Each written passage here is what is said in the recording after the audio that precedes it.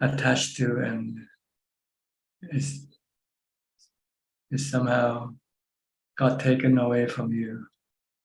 See if you still can remain calm and not reacting or not. If you have no deep meditation, I guarantee you that you won't be able to stay calm.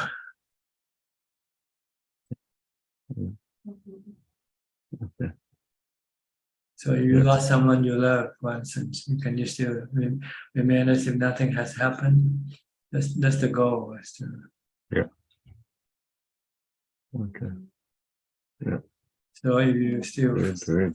you still feel stressful about something, it means you're not calm anymore. Okay. So even if you have deep meditation, when you come out of deep meditation, it can also disappear quite quickly. So you have to have a lot of deep meditation.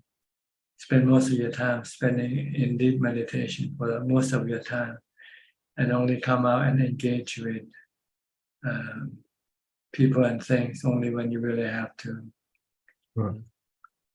Until you have developed to the point of wisdom, where wisdom will teach you to see that everything is anicca, dukkha, anatta, and you will then let go completely of all your attachment to everything. Then you will remain calm, tranquil all the time, whether you enter into deep meditation or not. Yeah. That's the goal, is to be able to have tranquility all the time without having to go into meditation. Right. Okay. Okay. And I think some teacher mistaken that you can do that without deep meditation. So I think this is a general view of a lot of people, that as long as you keep watching what's going on, you can remain calm. Can you really, when you lost something you like, somebody stole your car, somebody burned down your house, something like that. Yeah. Okay. Stole your money. All your money in the bank is gone somehow, and the bank doesn't take responsibility. And you say, okay, no problem. Anicca, everything comes and goes.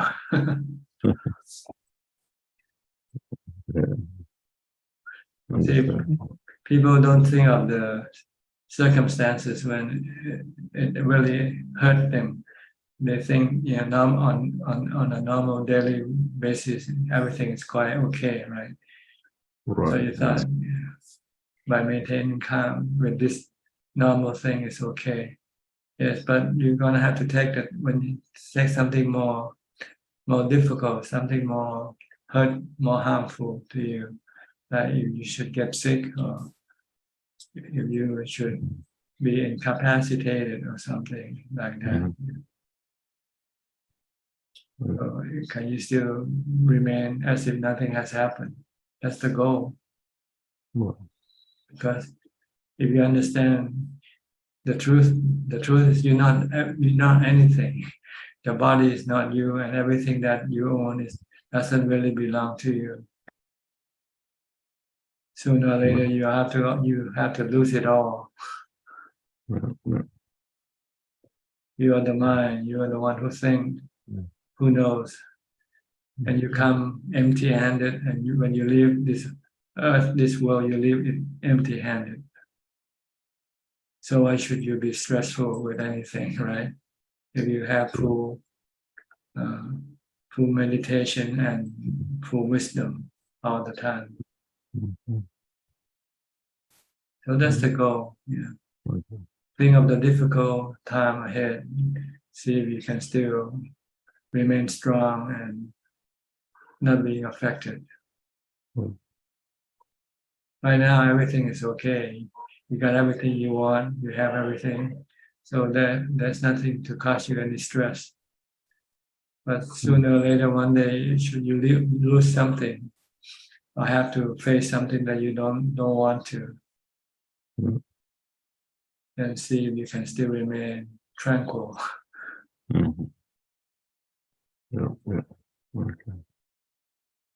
So for people, for serious practitioner, they will try to go into deep meditation and try to develop wisdom. And then they also will try to subject themselves to difficult situations to test their ability, whether they can take all the hard times without having being affected by not being affected by them.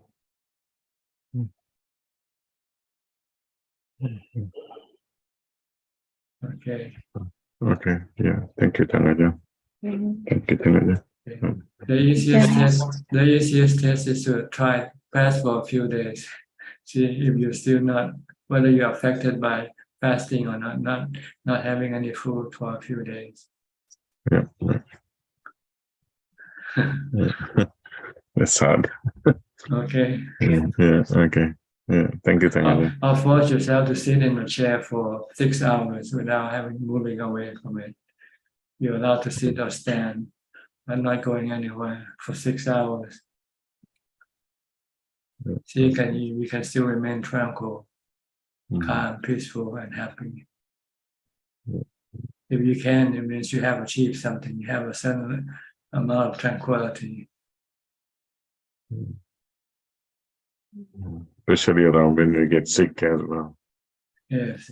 Yeah. Okay. Ramya, you want to say something? Something. Yes, Ajaan, so we have to contemplate that person is only a process, and always thinking and doing makes us feel we as a person. So it's something we have to contemplate during the day, isn't it?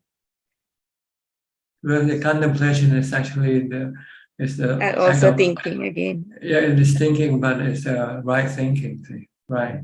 Samma Sankapo, which means you have to think in terms of the three characteristics of existence. Everything that you come across, everything that you have, all are subjected to the law of the three characteristics. So that when things happen, you should not be affected if you're prepared, if you keep teaching your mind to ready to take it, to take the blow when it comes. So that's what the purpose of contemplation is to prepare your mind for the things that will happen. If you don't think about it, you forget, and you think everything's gonna be nice and cozy all the time. But you can tell if you contemplate, you say, this is anicca, the conditions around you right now. It's anicca. Who knows what's gonna happen tomorrow? Maybe another earthquake or another cyclone hitting you or something, These are things that's what we're supposed to contemplate on. Anicca, impermanent, change, severity, dukkha, dukkha, hardship, difficulties, hard times. To see if we can prepare ourselves before we meet them. And it's anatta as well. That's the main Anatta is not under your control. Everything is under the law of nature. Anatta, no self. No self. Yeah. So it's only a process. Yeah, process, natural process, or work of nature. Our body is work of nature. You cannot control it completely. Yeah. You cannot stop it from getting old, getting sick, or die. But you're not the body. That's a good point. So you can at least have the strength to be able to let go of your body, to accept the changes that will happen to your body. And the same for the others as well. Yes. If we don't think about it, we forget, and we think the body is going to be like this every day in and day out. That's because it used to be like this for many years, and so we forget. So we have to keep reminding ourselves. Contemplation is reminding ourselves of the three characteristics of of all existence, of all things, animate and inanimate. So we don't cling to them or expect them to remain the same all the time. So that is dependent origination also. It's only a process. You can force on the condition around you from time to time, like leave your home and go into a retreat, for instance. Then you're changing the conditions of your existence. From the comfort of your home to the less comfort of a retreat, for instance.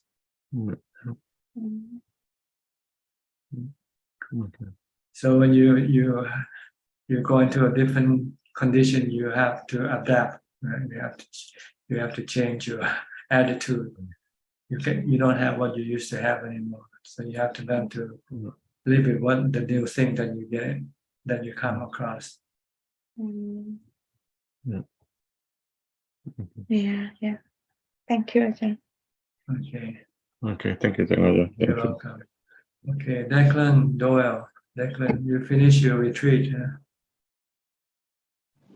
Yes, Ajahn. I just came back on Sunday from the 10-day retreat, and Yes. it's good. It was very good for getting samadhi, continuous sitting meditation. And there was I know that I need to be more samadhi, but it's difficult outside when you come back into, for example, Pattaya city. The noise and the people is just crazy. It's impossible. Just morning and evening sitting, I think, and it's not going to get anywhere. Well, if there's somewhere to get, but another thing with the Goanka course, but I disagreed with some of what they were saying. They were saying about mantra, for example, Buddha, it doesn't go deep enough. They're saying it doesn't release the past, your what you built up in the past. Like Eckhart Tolle, he has something about pain body that you have to release all this. And they're saying with that sensation, with the Goenka method, to be with the sensations of the body, you can, if you're angry, you can feel it in your body, and then you start releasing all past. And he says the mantras or any other method, they don't go to that depth. But that's it's not true. I don't believe that. But it was a good method. It's a good method. Sensations on the body is very good. But I think there are many ways. So I have to concentrate myself to get concentration first. That's the main thing, samadhi. And then to experience anicca, not to just know it intellectually. That's to right. experience these things. I know all this. I've heard the tapes for 30 years. I've been listening to this, and I know everything. But it's difference between knowing and experiencing. So really got what you say when you wake up in the morning and all day. It's got to be like that to get anywhere, So I have to get serious about it. I think I've been playing around for a long time. So it's hard to get into the practice because you got so many obstacles blocking your path. Yeah. Now, before I had the family, and so it's all finished. Now I'm retired.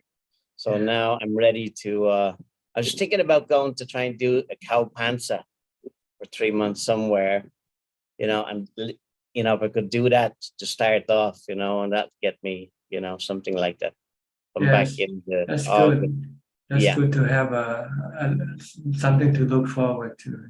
Yeah. And then if I could do that continuously every or whatever, move more and more to that, So, but I know I need to do some serious sitting because out in the world it's a mess, It's not.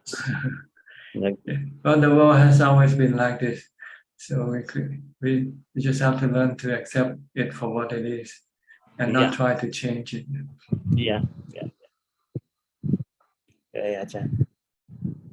So no question for tonight, except for what No, do I, it was just about that, about reaching the depths, with the Buddha, with the mantra. But I have very close friends who use Buddha for years and years. They assure me they get some, very, they can reach samadhi, serious samadhi. So I have to just do that.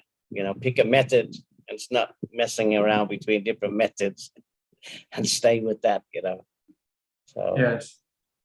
I think the first one is mindfulness. Try to yeah, stay mindful exactly. all day That- long. I'm pretty good. I'm okay with that, sort of not here, but about back home. I'm aware of my thoughts, and I'm generally have sati, but samadhi, that's part of right. Samadhi is part of the path, so I don't have that, Mm. so I should work on that. Okay, Thank you, Ajahn. nice talking to you. Thanks, Okay, Ajahn. next, Professor Ken from Switzerland. Good afternoon, Tanajan.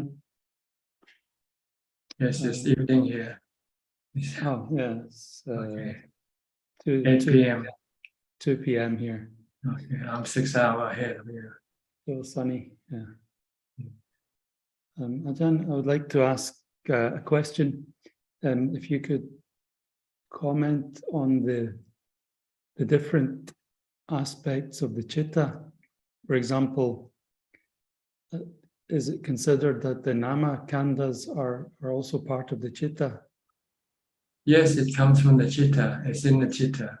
You can call it as the ability of the chitta to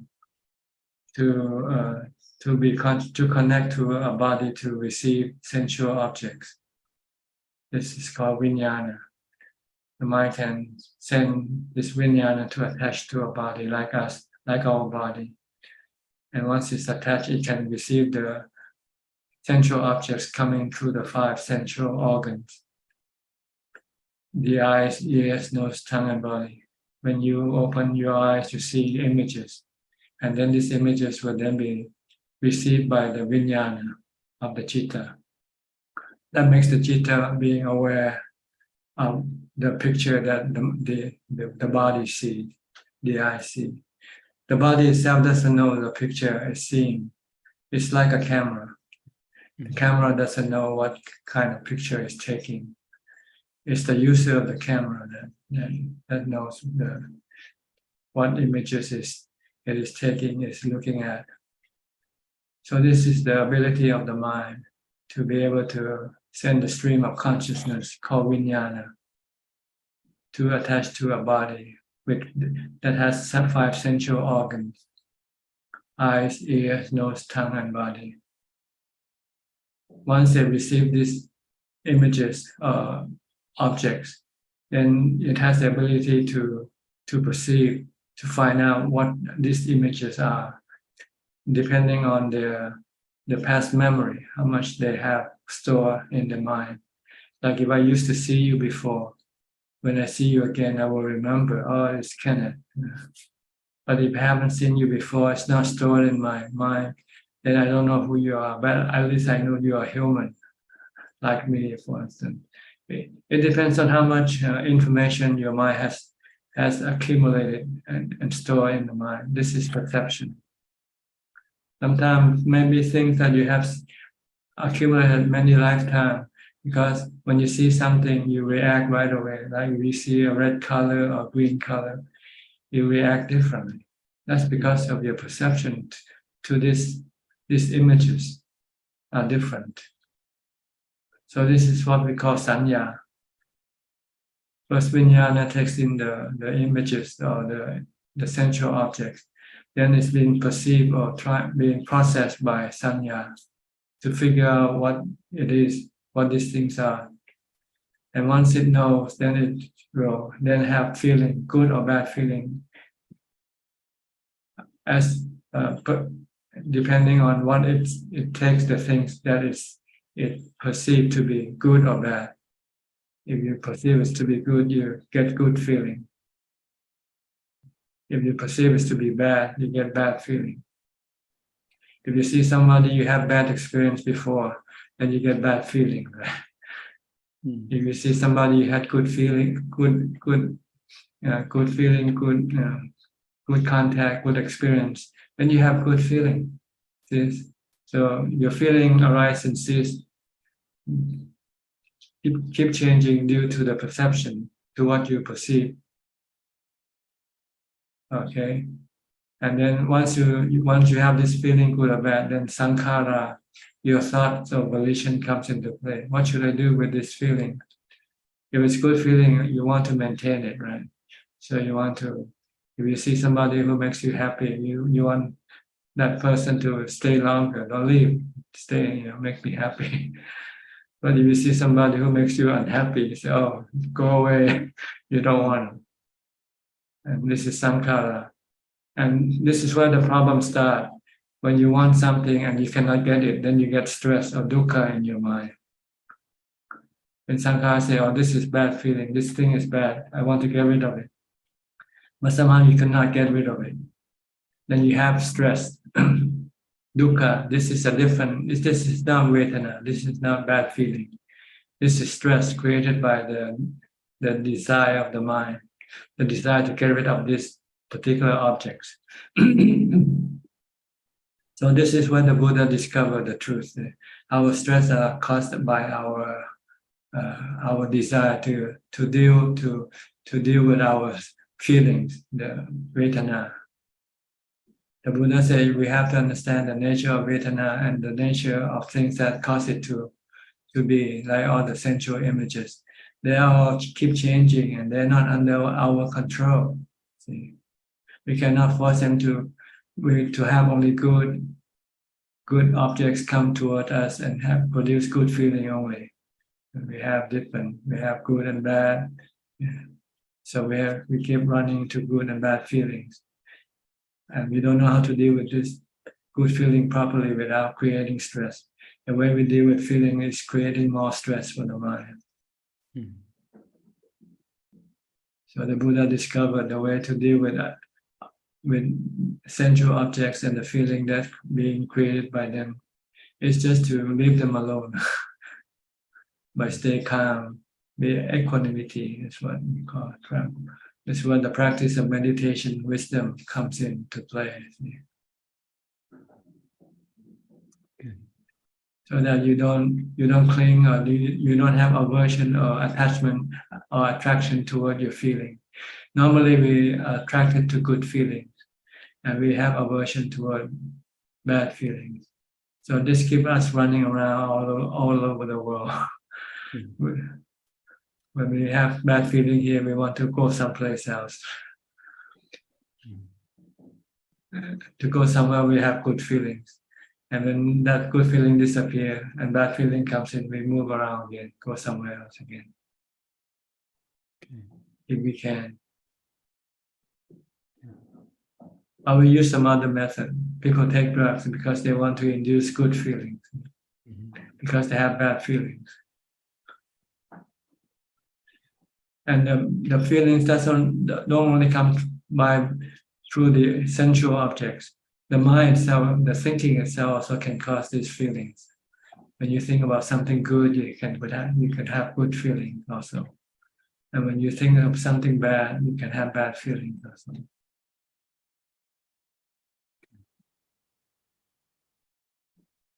So the goal of the practice is to understand this thing that they are something not under our control, anatta. And the best way to deal with them is just to leave them alone. Let them come and go. When you come across bad feeling, try to stay calm and like facing the storm. Sooner or later the storm will pass. Then you don't have to do anything. But you keep running away or you keep trying to get rid of this storm, you might get into difficulties and you get stressed. trying to fight against nature. Don't go against nature. Try to flow with nature. That's the goal. You need to have equanimity and wisdom to be able to keep your mind not reacting to anything, just to be merely knowing. Okay. So that's the goal of meditation, Buddhist practice.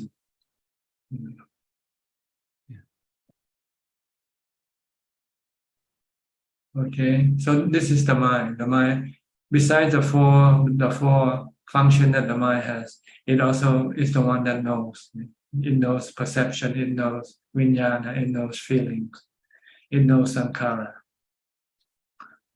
This knowing always remains, doesn't rise and cease. It's constant. It's always there in the back, like in the background. Okay.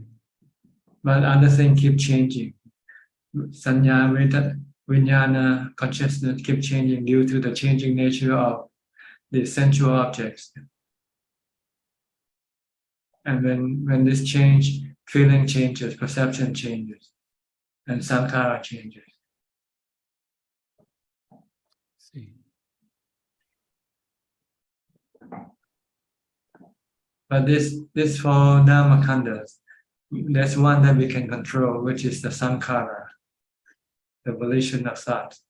Thinking. We can calm it down, we can stop it from time to time when it becomes to be too harmful. When we become irrational, we can calm it down by using mindfulness, such as mantra, bhutto, bhutto, bhutto. Okay. To stop it from thinking about things that makes it irrational or stressful. Stop it by using the mantra to replace the thoughts. Because mantra is another thought. You use another thought to replace another thought. Use good thought to replace bad thoughts. Yeah. That's what mantra is supposed to do. So eventually you can stop your bad thought, and then you can stop your mantra, and the mind becomes calm, peaceful, and empty. And the stress disappears temporarily. With mindfulness, you can only get rid of stress temporarily. You need to have wisdom, the next level, to be able to teach your mind not to think this way anymore, because you're creating stress for yourself. Yeah. Okay, I saw your picture you sent to Kunjo Oh, with so- Claudia, yeah. All Claudia. right. So yeah, she was Okay. she was here on Sunday with her husband. We had a very nice meeting at the monastery. You show them around. Is Yeah. the monastery near where you work, or you have to drive? I take the train. It takes me about 2 hours to get there. Oh, 2 hours. Yeah. It's up in the mountains, so But it's yeah, a good place to go for a quiet retreat. very quiet, very peaceful, and it's one of the Ajaan Cha monasteries, the branch Mhm. monastery. Good. You're lucky. You're so close to a place like that. Yeah, very lucky. It's the only one here. It's one of the ones that was set up by Lumpur Sameto in I Europe. see. He Okay. regularly comes here, well, every couple of years and checks what's Okay. going on. Okay. Good to see those pictures. Yeah. Okay, now go Thank to you very Willie. Okay, Thank you, Willie Tanajan. from Indonesia. Good evening, Tanajan. Today I would like to ask, lately during my sitting meditation, when the mind starts to be calm and get concentrated, it often appears an image of a skull or a skeleton. So should I switch to that image as the meditation object, or I stick to my meditation object, which is a mantra? Yes, you should stick to the mantra for now. You want to get the point to complete to emptiness and calm, stillness. Anything that appears in the mind is not yet fully calm, not fully still. So keep continuing with your mantra If you use a mantra, if you're watching your breath, continue watching your breath until the mind eventually stops. And all you have left is just emptiness. Okay, so I just ignore the Yeah. Asubha image. Yes, everything, just ignore them for now. This is not the time to do contemplation. Oh, okay, I see. This will come later when you have fully developed strong equanimity and able to enter into samadhi anytime. Then when you come out of your meditation, then you can contemplate on the skull that you see, or try to keep those images within your mind all the time, so that whenever you see a body, you see the skeleton and the skull right away, without having to think. Right now, when we see a body, we don't see the skull or the skeleton. That's because we haven't yet established it in the mind. It's still sanya, it's still memory. You want to make it with wisdom, which means it has to be there all the time for you. Every time you see a body, you see the skeleton right under the skin and flesh.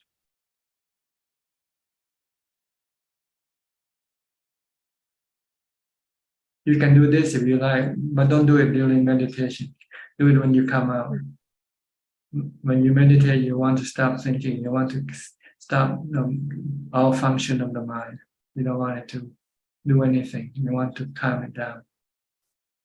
But when you're out of meditation, if you want to contemplate on the skull and the skeleton all day long, you're welcome to do it if you can. See if you can do it or not. Try it for one day. Okay. Today I'm going to use the skull and the skeleton as my object of contemplation. And every time you see a body, think of a body, think of the skull and the skeleton inside the body.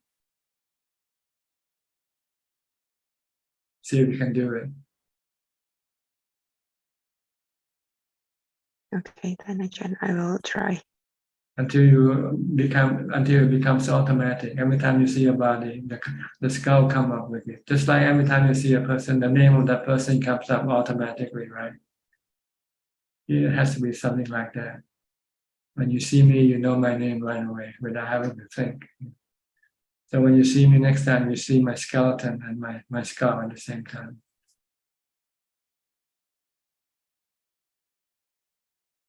Okay, so at the beginning, I should force it, right? I mean, every time I see somebody, and then I have to remind myself that the skull and skeleton under the skin. You have to do it all the time, whether you see or not. Use it as your object of mindfulness, if you like. Okay. So is it like outside the meditation, or? Yes, when you're not meditating, just contemplating on the skull and the skeleton. It's like learning the multiplication table. 2 times 2 is 4, 2 times 4 is 8. Just keep memorizing them. Keep memorizing the skull and the skeleton all day long until it is being established in your mind and you don't forget. And when you see a body, you see the skull and the skeleton right away. Why do you remember names of people when you see them, but you don't remember the skeleton? That's because you never think of it that way. That's all. You've never been trained to think of it that way. You've been trained to think of people, of their names and the past and the biography, who they are, what so forth, where they work. Okay. So is it like I keep the image in my mind? Yeah, whatever, all the time until it being there all the time. Okay. But it is outside the sitting meditation. What about? When you meditate, you don't want to do anything. You want to rest the mind, recharge the battery. What about during a walking meditation? Yes, you can do it. When you're walking, you're not meditating, really. You're just being mindful. You can watch your body, watch the skeleton walking. This is my skeleton walking meditation. Oh, okay. So instead of using the mantra, I can do that. Yeah, you can look at your body every time you look at your body, you see the skeleton under your body, under your skin. Okay. All right. If you want to contemplate, see how long you can do it. I guarantee you won't last for 5 minutes. You'll forget. Yeah, usually another thought will come and interrupt And then you'll go after a while. and then you forget about the skeleton entirely.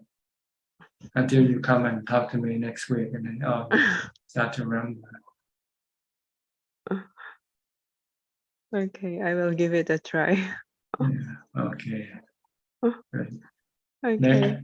Next, Thank you, Ajaan. Fan Liman from Malaysia. Ajaan, I'm still practicing. I've not been thinking much unless I need to do something. So I'm still feeling quiet.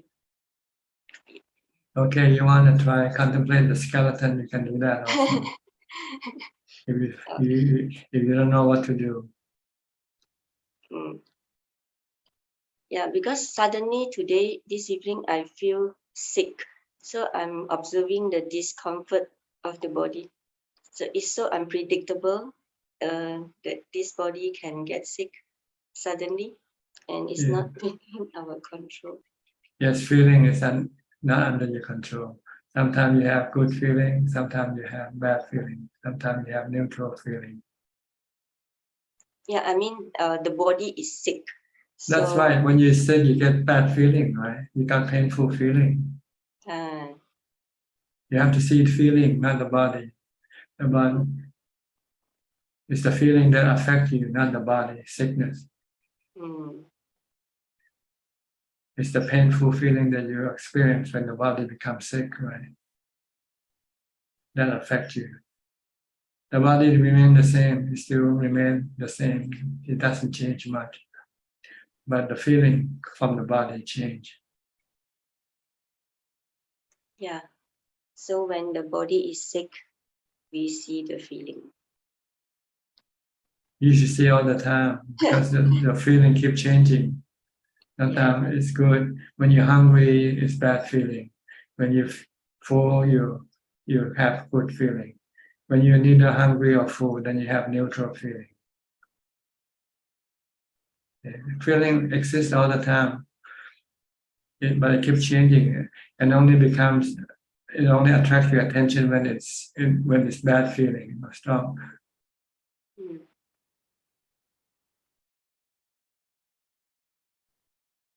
Yes. So good or bad, also we don't take it. We just leave it as it is. Yes, just merely know it for what it is. It will come and go. This sickness will come and go. Eventually, it will go away. Sooner or later. Alive or dead. Dead or alive. Just suddenly feel, oh, what happened to the body? Yeah. When the body dies, then the feeling will disappear forever. Yes. Yes, I'm also contemplating on death, like every day, like it's okay. Yeah. For the body to just go off. And you'll have to think of the consequence of death. What will happen? It means you'll lose everything that you love, everything that you cling to.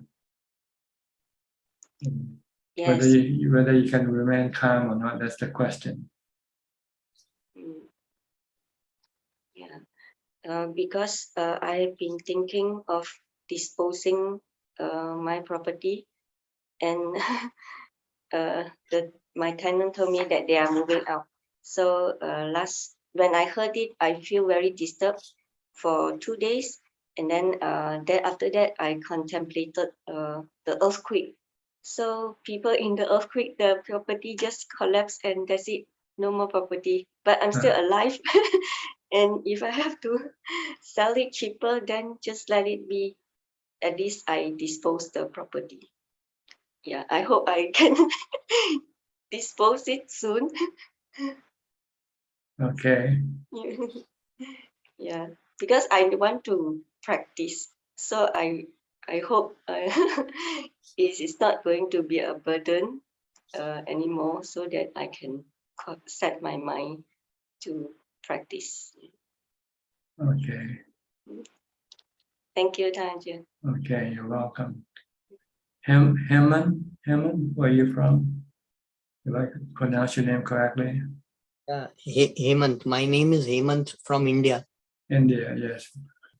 Can I help you? I wanted to understand about Shrotapan. Sotapanna, the first level of enlightenment. Yes. And what is the science that a Shrotapan cannot go into lower realms of life? Means it cannot, he or she, once a Shrotapan, cannot go in a lower life form. It will not go to the 4 stages of undesirable realm of existence, the realm of the animals and the ghosts and hell, for instance. This it will never go down to, but it will return as human for the maximum of not more than 7 lives, because it hasn't yet completely finished its job. So if a Sotapanna should die before he reached other higher level of enlightenment, he will then be reborn as human again to continue on with his work, his practice. But the maximum will be 7 lifetimes. Not more than 7 lifetimes, he'll be able to become fully enlightened. What is the science behind it? Why does a Shrotapan not go to a lower life form? Because the Sotapanna knows the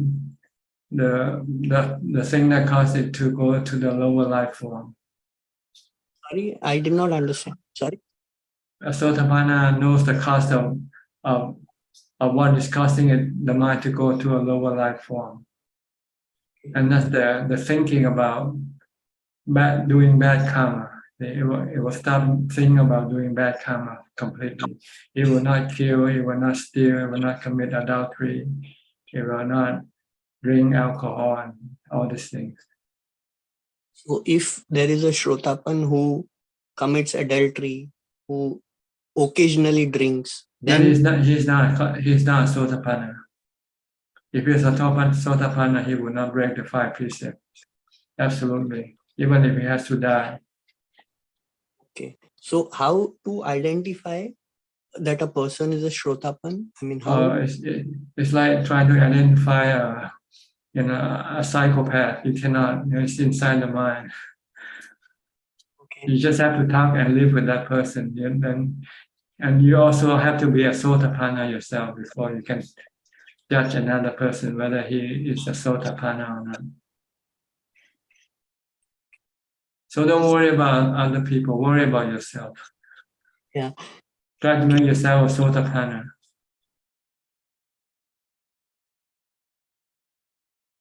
Okay. Is that all? And that's all. Okay, good. One more small thing, can I? Sure. I have some differences with my parents. They have taken good care of me, but I have some differences. So is it okay if I move away and live separately, or I have read somewhere that it is the duty to take care of your parents. So how does it work? I mean, Well, many people move away from the parents once they grow up. Very few stay with the parents. So I think it's the exception, those who stay with the parents. Maybe because there's some reason for staying with them, like they have to rely on you because they are sick or they're incapacitated. and they need someone to look after, then you might have to stay with them. But if they can look after themselves, you don't have to stay with them, but you can look after them from time to time by visiting them and make sure that they are doing okay.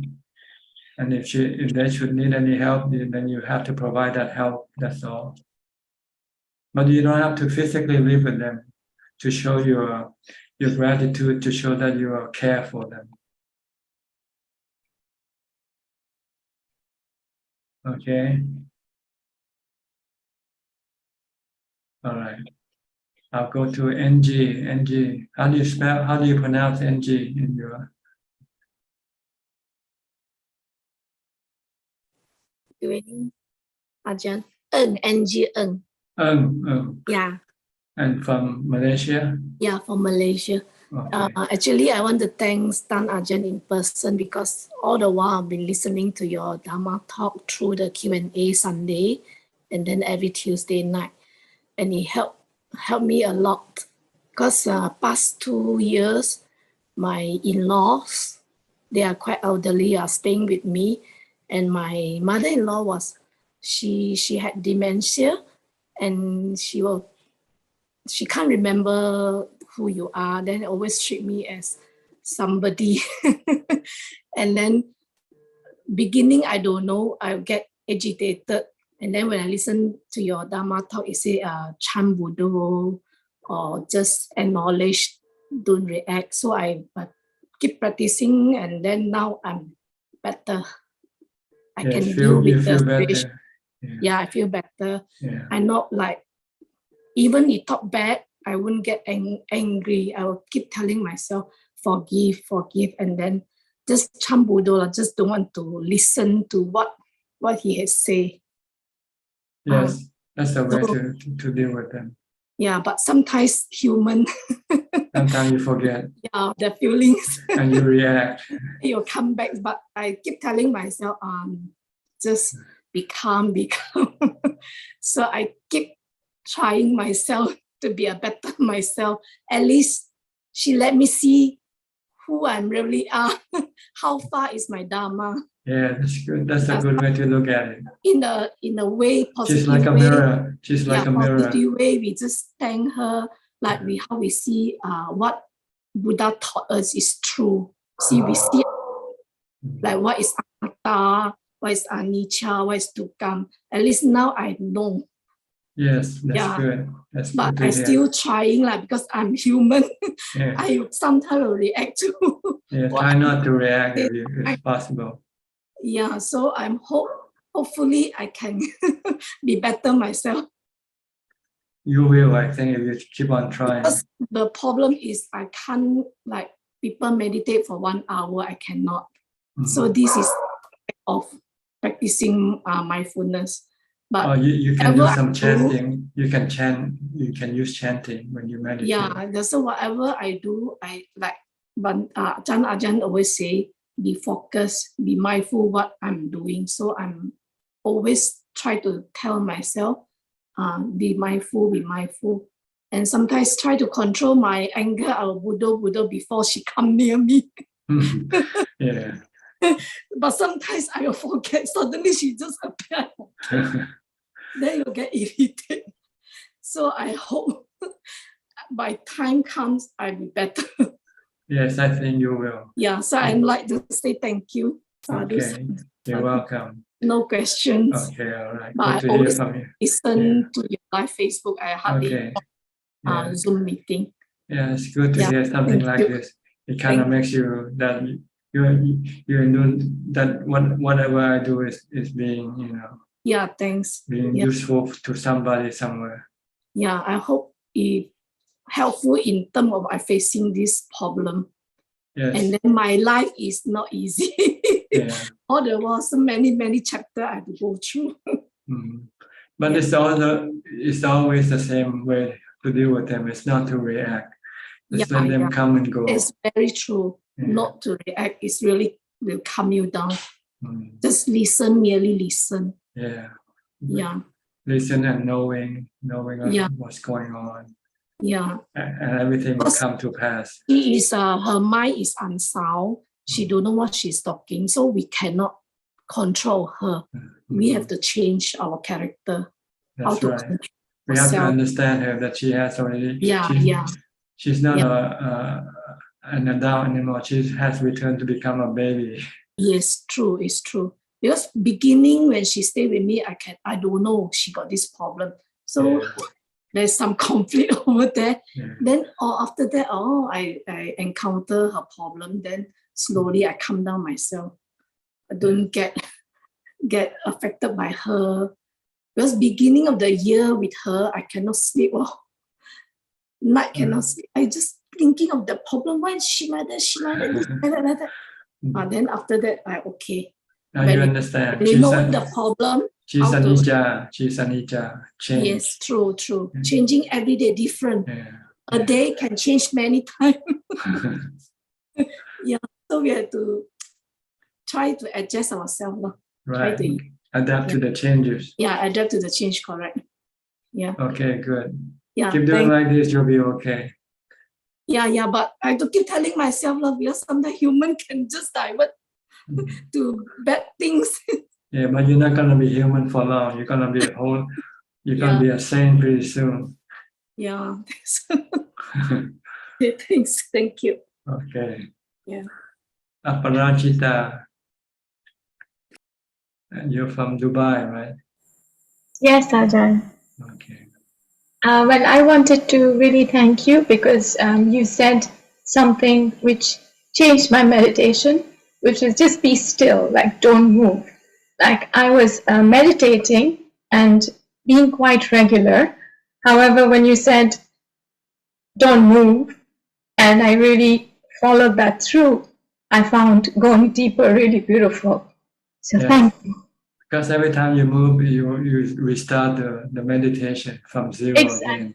Yeah, so when you said that you're restarting, that suddenly struck, and I'm like, oh, I'm going back. So, yes, thank good. you. Thank you. Good. Yeah, okay. I hope your meditation go deeper. Yes, I do hope so too. Thank you. And remain there for a long time. Yes. So, of course, I'm a lay person. I have responsibilities, but my life is pretty good because I have time to meditate. So, what would you suggest? Like, how long should I dedicate? As much as possible. As much as possible. Yeah, okay. the more the better meditation. Okay, great. Yeah. Because Thank you. It gives you the best result, best happiness. True. Best return for your investment. For the time you lost, you get the best return from your investment. Yes, that is true. It's more valuable than money. So if you have enough money already, then you should switch your goal toward more meditation. Yes. Oh, thank you. Okay. I should do that. Yes. Good. That's all for today, huh? Yes. All right. Okay. I'll go to Philip and Adeline from Malaysia. Green Ajaan. Yes. No How are you? Okay, no question. No question. Just listening tonight. Yeah. Okay. B. Raveen from Bangkok. Hi, good evening, Tan Ajaan. Tan Ajaan, I was just reflecting from one of your books where you just regarding not seeing the body as being beautiful, and you said that sometimes when we live with other people, we see the body as attractive, but when someone dies, we immediately want to get rid of the body, call the undertaker, and just take the body away. So that kind of got me thinking about the body is only beautiful because we choose to see it that way. But once sickness and death comes upon it, then we don't want to be attached to it anymore. So that was an interesting read. That's a way to get rid of your attachment to a body, constantly thinking about when it gets old, gets sick, or die. Yes, I never thought of it that way, but then once I read your book, I have a new perspective on how to view the body. Whether or not I can see it all the time is a different matter, though. Yeah, you have to see it, especially when you see an attractive body. See if you can switch that perception into unattractive. That's the test of your practice. Most are being seen by your mind. See? Your mind see the body attractive, but you can also make the mind see it unattractive. If you can feed it the right information, which is the super. But it lacks a super in your mind. It hasn't much a super in your mind. So you never see a body as a super. You always see a body as attractive, super. Super means attractive, or super means not attractive. So that's why you need to contemplate, to feed the mind with this information. Like uploading new what you call new information into the mind. Keep uploading a super into the mind. It's like a software update. Yeah, until it fills the whole hard disk with a super.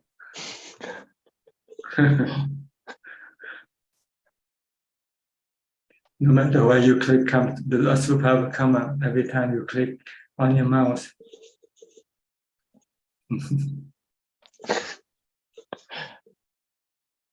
And so meditation will be the basis of that.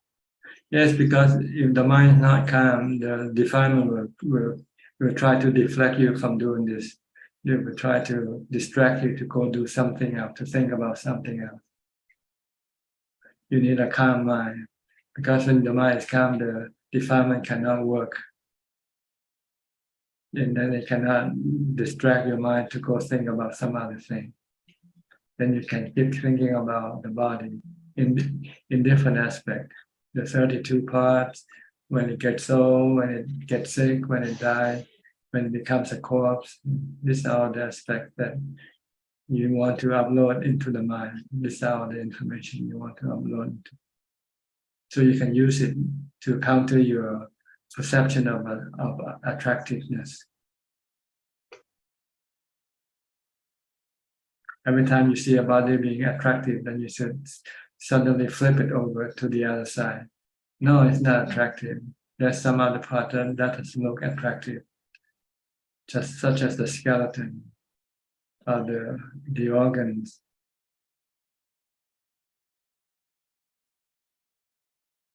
So this is the work of changing your perception, really. That's what it is.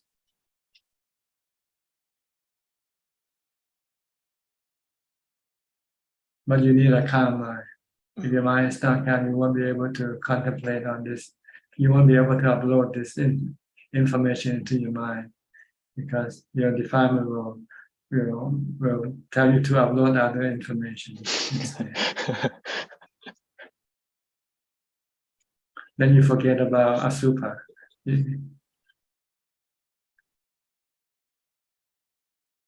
Okay. Anything else? Yes, Ajaan, I just wanted to reflect upon one observation that I've been trying to do over the past few weeks, is to skip the evening meal. And I find that I'm able to have more concentration, despite, at first having fear of getting hungry. I never actually felt hungry. And I had the realization that it's the mind that's hungry, not the body that's hungry. So I now start to realize why the sixth precept is very useful in terms of practicing meditation. I feel that by not eating the evening meal, I actually have more mindfulness. And when I want to meditate, I actually find it easier than after eating, which sometimes make me feel drowsy or sleepy. Yes, when your stomach is empty, you are more alert. When your Yes. stomach is full, you become drowsy or sleepy. Yes. So it's a good way of assisting your meditation, is to do fasting, whether just for the evening meal or maybe the whole day, fast the whole day. it can really enhance your alertness, your mindfulness. And it will force you to do more meditation, because if you don't meditate, you might keep thinking about food. When it thinks about food, it makes you hungry. So if you meditate, then you can stop this thinking. And when the mind stops thinking about food, the hunger disappears. Yes, surprisingly so. I thought I would get hungry, but I realized it's all in the mind. That's right. As soon as you think about food, you become hungry right away. Even after you finish a meal and you start thinking about some other food, you can become hungry again. Yes, This indeed. is the experience that Long Tam Mahabu had. He told us when he was a newly ordained monk. He said he just finished his meal and he was washing his bowl, and suddenly he became hungry again. He wanted to eat it. He said, no, this is the defilement working on me. So I'm going to take care of this defilement by not eating for 3 days. So he stopped eating, fasting for 3 days. So next time the defilement would not dare to come and cause him any hunger anymore. So you have to have a way to deal with your defilement. Sometimes you have to punish it. You know? If you want to eat, I won't let you eat for 3 days. And it works. Then eventually you would have no problem about eating. You will eat only at the time that you set up to eat. Otherwise, at other time, you won't be thinking about food at all.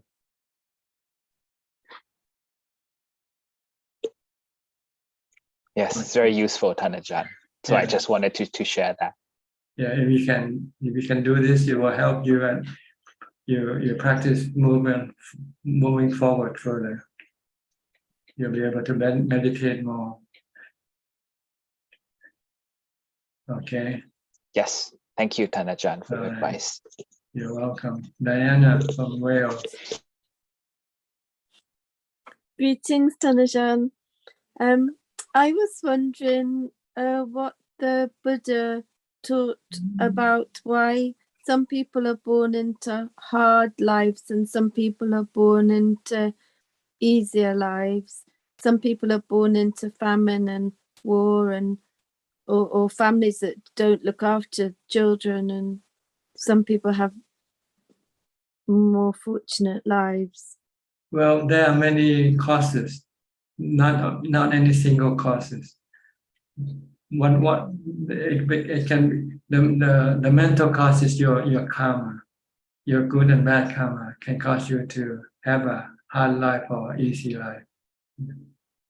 But also the family that you happen to be born into can be a factor also. Something you could not choose when you take up a new body. I don't know how it works, but somehow it's not under our control. And sometimes we just happen to draw the bad lot. So we get a bad family or a good family. But if you have good karma, even if you were born in a bad family, somehow you can get out of it. Because your good karma will put you to. Pardon me. Go ahead. Sorry, everything is a lesson. Yes. So good karma will guide your mind even under hard condition, bad condition. If it has a good karma, it can push it to a very a good condition. Look at all the Thai forest tradition teachers. They were mostly born as poor farmers. But maybe this is good for enlightenment, because when you have no wealth, then you don't have no attachment. Then you can become ordained easily. Yes. But so if you're born in a wealthy family, then you're stuck with your wealth, you know. Yeah. So maybe good condition might not be good for enlightenment. No pain, no gain. You need to have, you need to have pain to push forward toward enlightenment. because you Yeah. have to work harder when you're under a stressful situation. You have to be more mindful. You have to make your mind calm in order to deal with stressful situation. Mm. Thank you, Tanisha. Okay, you're welcome. Next, Somchai, you change your name or you change your computer. Entry PTA. Oh, yes, that's my call sign on radio. Okay. That's amateur radio, my call sign. I'm gonna check. Good evening, sir. Good evening, Tanpa Ajaan. I kind of Okay. sorry. Today, appropriately, or forgive me if I did some wrong. I would like to know about you. You can read my book. I have biography, My Way, the book My Way, Beyond Birth. These are my biography. You can download it from my website. Oh, your website. Okay, because I saw the script movie, but I didn't go through all of them, and I would like to. I just like a biography or not, but I would like to know that first novice that did you become a novice monk? First year, what how old that like that, until how come you become this much this far? That's what I want. Yeah, just read the book My Way or Beyond Birth. These two books will tell the story that you want to know. Okay, I will. Then you can go to the website suchart.com and go to book section and you can download the books in PDF file. PDF file. Okay. I hope I can then, because pretty much the pretty long story too. So how far did you walk to get the get the food every day with that? It's like a couple miles or something. No, it's about 1 mile actually. I think just 1 mile. It's 1 mile, really long. Yeah. So I watching because it's 6 o'clock, and when I get home, then I saw that. So pretty much. We start about 6:30 in the morning and finish about 45 minutes later, or 1 hour later, depend on the number of people. On weekdays, it took about 45 minutes, but on weekends or on holidays, it takes about 1 hour to finish the walk. Okay. All right. Well, speaking of skeleton, and also I think one American guy says something about that. Like when you close your eye, you forget everything. You cannot remember what you have and what you don't have and what you're feeling. I said, this is the same thing with the Buddha said, with the monk said. I said, he's a pretty high educated. So no, you have to think. Besides closing your eyes, you have to stop thinking also. If you close your eye and you still keep thinking, then everything is still with you. Oh, okay. It's the thinking that makes everything with you. See, if you have to stop thinking, not just closing your eye. You can close your eye and you can still think about the room that you are in, right, and the things you have in your room. Okay. Then you have to close your thoughts, not your eyes, to stop your thoughts. Your thought, okay. That's the purpose of meditation, to stop your thought. Then everything will disappear and you'll find yourself alone and nothing. You have nothing. Okay, he said, until you open your eye, then you can see. What if you never open it again? I think that's scaring me a lot about that. So then, but all right, I'm so happy. And last 2 weeks I can't get in. You have to come in early because we have to make sure that we have enough time. We want to keep it in not too long, 2 hours. Okay, I got it, but I thought I gotta call boy or so that's I gotta yell and I'm gonna complain about it. But all right, thank you. And I will have some next question later.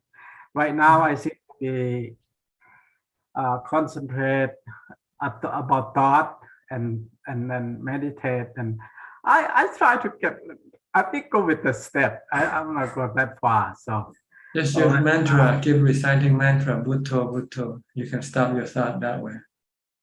okay. Thank you, sir. Okay. Okay, next. Thank you. Okay, Alvin Lee from Malaysia. Somchai was from Pennsylvania. Good evening, Tan Ajaan. Deepest gratitude to you, Tan Ajaan. I don't have any question tonight. Thank you. Okay, Suyan Chek from Vancouver, Canada. Ajaan? Ajaan, like if I wonder if someone Chai would like the book, I can send to him. Because he's in Pennsylvania. I can send. Okay, Somchai, you give her the address, your postal address, and she can mail it to you. Yeah. The book. Or even Amy, I think she's in Toronto. I can also send to her if she wish. Okay. I have Beyond Birth. I think you can send a message to the chat in the room here. I think the Kunboy will open up the chat function and anybody can then connect with each other in the room. Okay, I opened the chat already. Thank you, Kun Admin. Okay. Thank you for your offer. Thank you, Ajaan. So anybody wants the book, a hard copy of the book, can contact Sui or Check. Yeah. And she'll send it. Which one, Beyond Birth or My Way or both? Beyond Birth, My Way, I ran out. I sent to all the copies are being sent out already. But they are the same, isn't it? My Way and Beyond Birth. Yeah, I think so. Beyond Birth is more detailed, I think. Yeah, it's added more information, but it's based from the book My Way. Yeah, right. So either book will be okay, I think. I think so. Yeah. You made a really good point, Ajahn, just now. You were saying like we can remember people's name and their occupation or their biography, but we tend not to remember the asupa. Like that's a really good point. Like how like it's so true that when I see somebody, I only remember the names. I never remember the skeleton or the skull. Yeah, but or your own skull. Every time you look in the mirror, you never think of your skull. You don't see your skull. Yeah. Because you're not programmed to see it. See. Oh. Because avijja, the defilement, is the one that keep blocking this perception. So it's really possible to reprogram the whole. Yes, that's what contemplation is supposed to be, to keep feeding in the new information. Mm. So that it overrides the old information eventually. Oh. Yeah, you say so right. It's like every time I talk to you, I can remember, but then you say you guarantee that we'll forget. It's so true. And then next week, then remember again when you remind us. So it's like totally dependent on Ajahn. Like no. And that's because you don't think about it after our meeting. You go and do some other thing, and then this other thing that you do will then override your what we said today in this meeting. Exactly. Yeah. That's why the work of wisdom is not easy also. It sounds easy, but to be really effective is not easy. Mm. To be able to see them all the time, to see anicca all the time, to see asubha all the time is not easy. Yeah. Yeah, I have to admit from the like just when I'm very fresh, just got to know you earlier, when you talked about being a Sotapanna, I didn't really think that it was so hard. But then after I got to know better and talk to you more and trying to practice, and then I see like how that it's not what I think it is. It's not like I'm so stupid. I just feel like to think that way. But no, I I have a very different perspective. Yeah. It's like thinking about climbing Mount Everest. You can think about it, it's so easy. Yeah. Only when you start to do the climbing yourself, then you say, oh, it's not that easy. Yeah. True, Ajahn. Okay, anything? Then Ajahn, like when we talk about override the sanya, like the moment we override the sanya with dharma, this is kind of like it's actually developing the right view now. That's right. We are using right view to overcome the wrong view. Oh. Override it. Keep uploading the right view into your mind. Then when they will start to override the old view, the wrong view. Yeah. So you start from sanya, okay. And Ajahn, I have another questions. Like for someone who set up, like for example, a charity or foundations, and afterwards, like this charity foundation keep like rolling, right? So does it mean like the good merit, like has been accumulated like every? No, the merit you gain is how much money you put into that foundation. Okay. And if you don't add more, then you don't get more merit, even if the foundation prosper and Yeah, and keep rolling. So no, but no, it's just it has to come from your sacrifice. Your loss, you have to lose something in order to gain merit.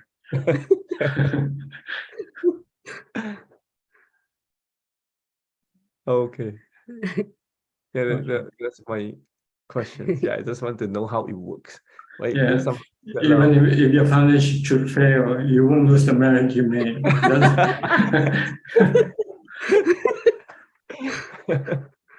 You have nothing to do with your merit has nothing to do with the foundation's well-being or not. Okay. Oh, it's like you donate to the temple, and one day the temple just fall apart. Yeah. That's not under has nothing to do with your merit anymore. Your merit is only when you give up some of your possession, give away your possession. Then you could feel the happiness that you get from giving away things, and that's merit. See? This will stay with your mind.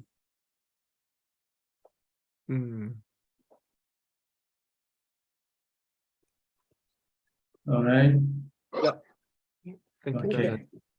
I'll go to Kokseng from Singapore.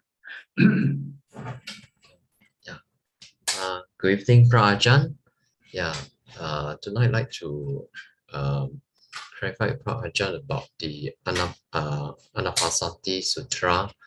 And all along, I have not studied this in detail, but 2 days ago, one of my friends suggested that I go to see one of the lecture series recommended by him, and I was surprised that there were 16 steps of the Anapanasati Sutra, and I'm just thinking that what I've been doing, just watching my breath, am I doing it correctly?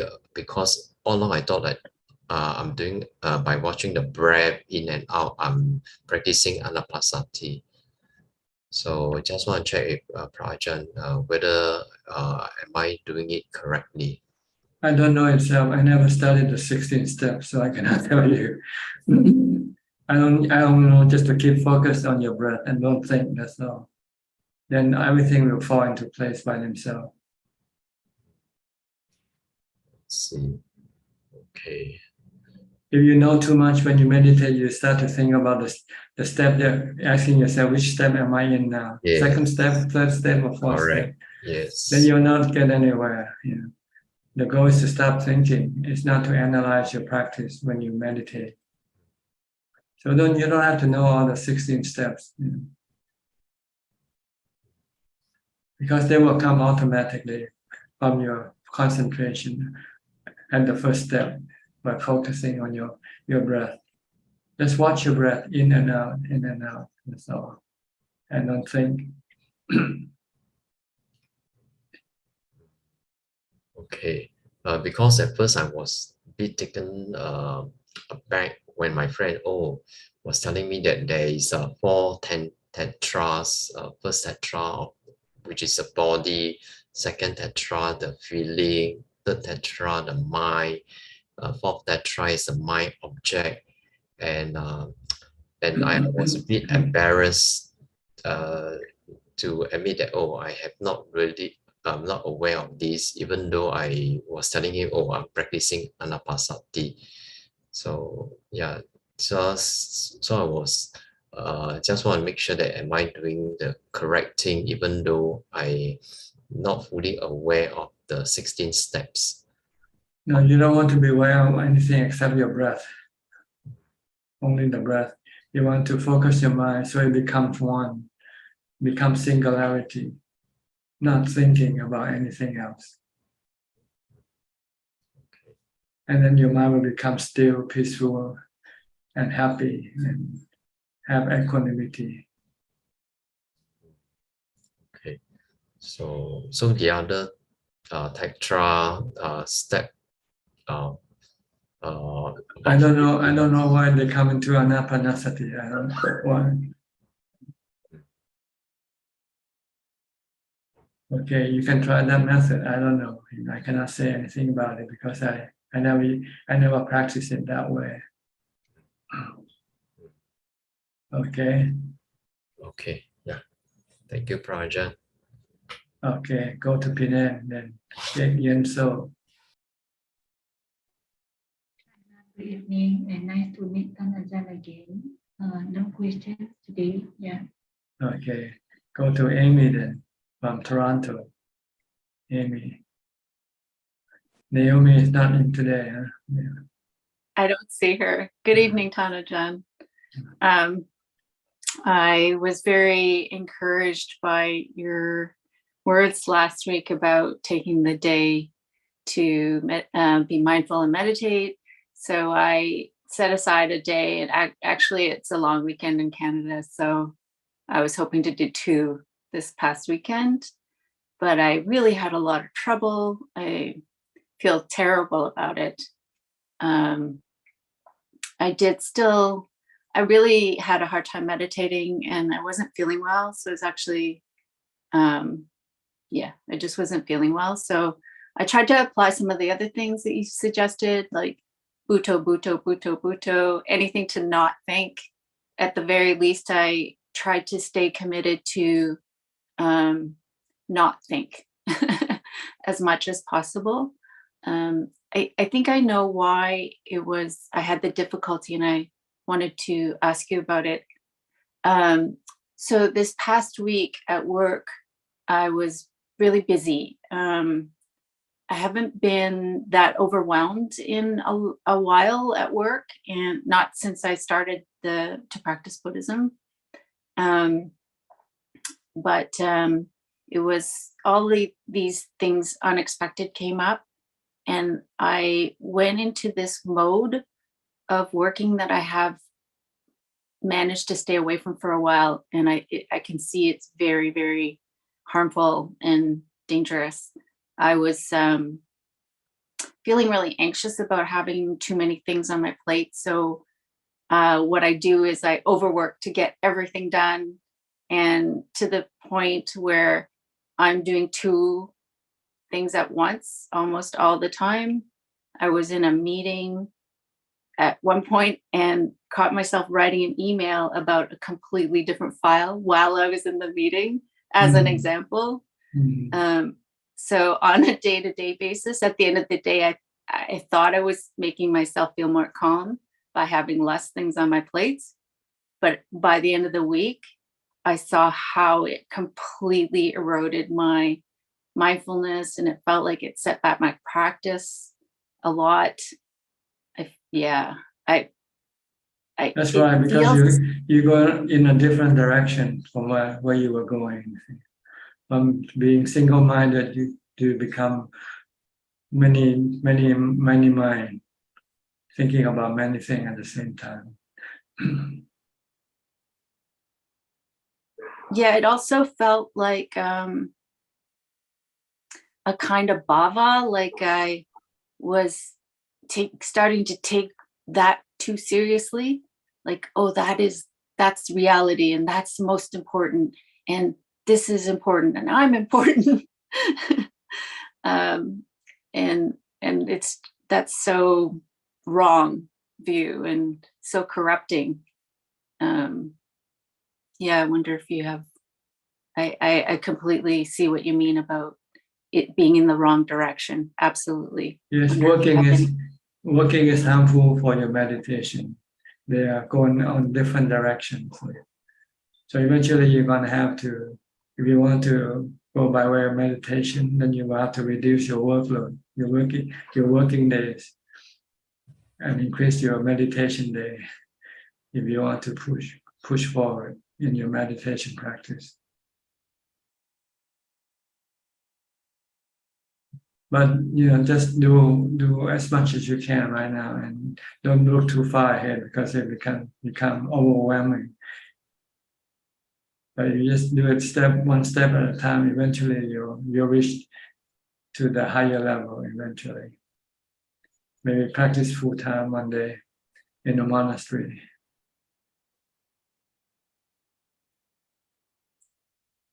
In the meantime, in the meantime, I'm going to try to stay mindful through my workday and just remember what. And practice on your day off also. Stop thinking on your day off. And when you work, just be mindful of what you do. And don't do two things at the same time. Watching what you do and writing emails or reading books or reading something else. Then you're pushing the mind to work hard, to keep more active, which is opposite to what you want. You want it to be less active. Yeah, I didn't realize what long-lasting effects being overactive in the brain can be. Yeah, it took me. Even your work, after you go home, your work follow you, right? In your mind. You still keep working even though you're not in the office anymore. And the brain gets addicted. Yeah, you don't get paid for it either.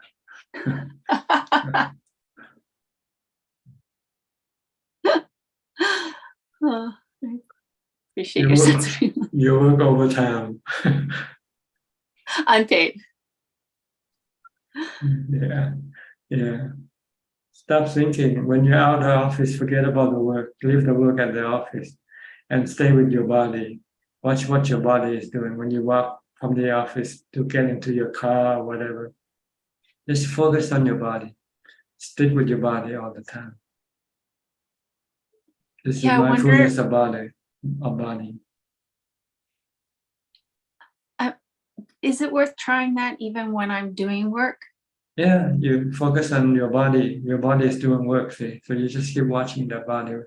If it's writing something, just stay with the writing. If it's eating, just focus on the eating. And don't think about other things. Even when my brain is thinking about the writing itself?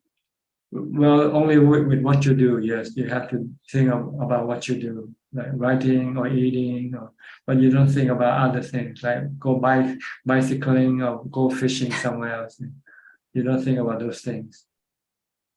Only think about what you do. Or else you won't be able to do what you do in the first place, right? I'm starting to see it really as a training program. Yes, it's mental training. Reprogramming your mind, let's put it that way. Step by step, it's like a computer. Yes. Right, the reformat the drive. Thank you. I appreciate your words of encouragement, and being able to come here and talk to you. It means so much to my practice. Keeps me accountable too. You have to keep pushing yourself, but you have to be patient also. But you have to keep pushing And even though you don't get any, if you feel you're not getting anywhere, don't be discouraged.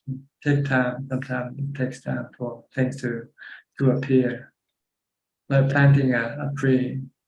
You plant it today, you don't expect it to grow into a big tree right away. But you have to keep watering it every day, looking after it.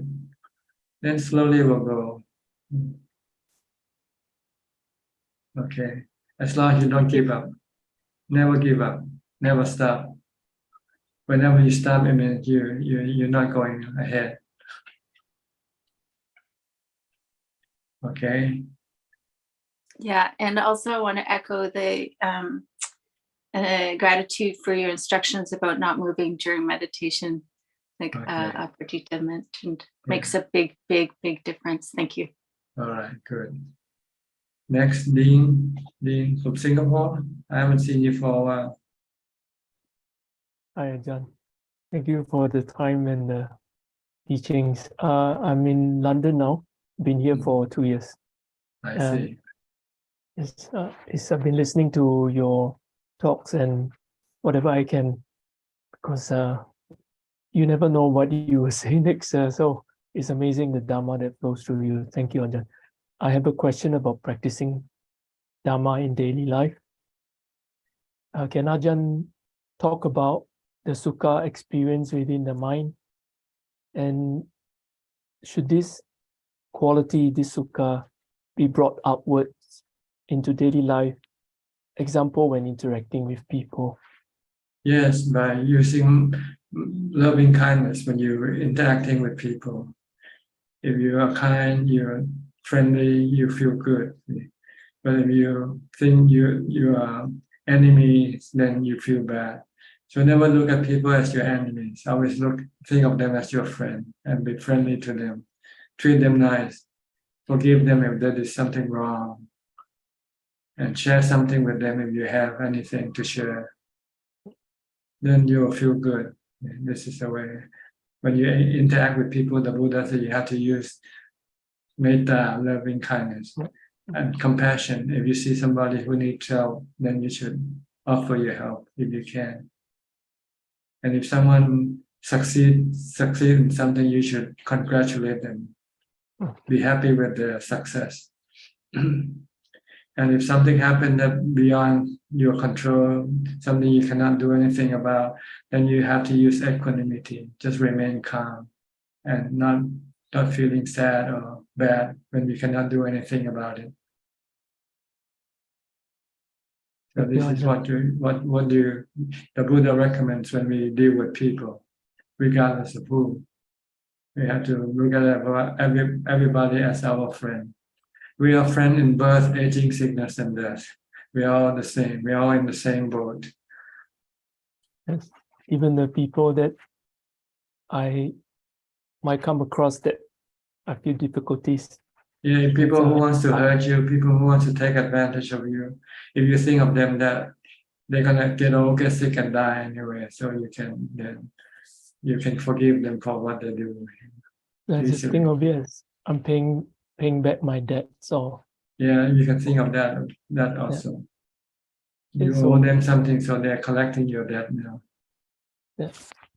So Ajaan, your compassion for us is, I think, beyond my understanding. I better continue practicing, because the more I practice, I realize that I don't know a lot of things. So Yeah, thank you for offering. Okay, you're welcome. I'll go to Singapore again, to Gary from Singapore. Good evening, Ajaan.